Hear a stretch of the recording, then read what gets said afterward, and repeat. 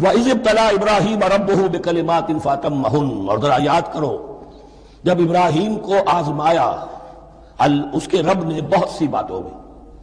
میرا کتاب چاہے حضرت ابراہیم کی شخصیت پر، حج اور عید الاضحیٰ اور ان کی اصل روح، اور اس میں ایک تحریر ہے، ایک تقریر ہے. جو تحریر ہے وہ مجھے بہت پسند ہے کہ کیسے کیسے امتحان آئے ہیں حضرت ابراہیم علیہ السلام پر.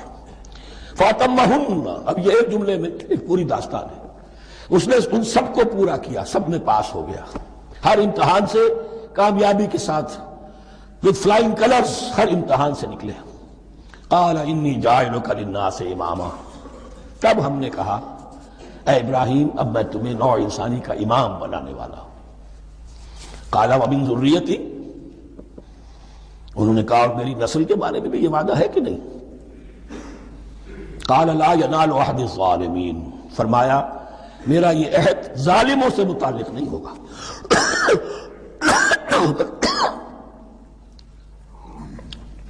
مطلب کیا ہوا کہ تمہاری نسل میں سے جو صاحب ایمان ہوں گے، نیک ہوں گے، سیدھے راستے پر چلیں گے، ان سے ہمارا وعدہ ہے، لیکن نسلیت کی بنیاد پر نہیں ہے کہ جو بھی تمہاری نسل میں سے لازماً وہ اس وعدے کا مصداق بن جائے. وَإِذْ جَعَلْنَا الْبَيْتَ مَثَابَةً لِلنَّاسِ وَأَمْنًا، اور یاد کرو جب کہ ہم نے گھر کو، اپنے گھر کو، بیت اللہ کو قرار دے دیا لوگوں کے لیے زیارت کی جگہ، لوٹ کے آنے، لوٹ کر آؤ، حج کرو. مثابۃ للناس وامنا، اور اسے امن کا گھر قرار دے دیا. واتخذوا من مقام ابراہیم مصلی، اور ہم نے حکم دیا کہ مقام ابراہیم کو اپنی جائے نماز بنا لو، نماز پڑھنے کی جگہ بنا لو. آج کل تو بعض علماء نے یہ کہا ہے کہ مقام ابراہیم سے مراد کوئی خاص پتھر نہیں ہے، بلکہ اصل میں وہ تو پوری جگہ جو تھی وہ مقام ابراہیم، حضرت ابراہیم وہاں آباد ہوئے تھے.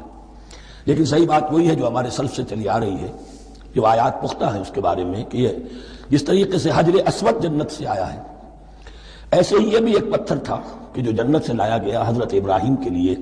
جب وہ تعمیر کر رہے تھے، کوئی اور ذرائع تو ابھی تھے ہی نہیں، اس کے اوپر وہ کھڑے ہوتے تھے اور یہ پتھر ہی اونچا ہوتا جاتا تھا خود.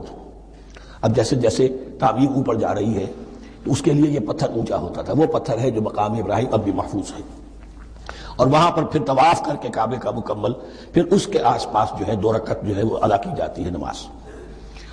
وَعَهِدْنَا إِلَىٰ إِبْرَاهِيمَ وَإِسْمَاعِيلَ أَن طَهِّرَا بَيْتِيَ لِلطَّائِفِينَ وَالْعَاكِفِينَ وَالرُّكَّعِ السُّجُودِ، اور ہم نے عہد لے لیا تھا ابراہیم اور اسماعیل سے کہ تم دونوں ہمارے اس گھر کو، بیتیا میرے اس گھر کو پاک رکھو.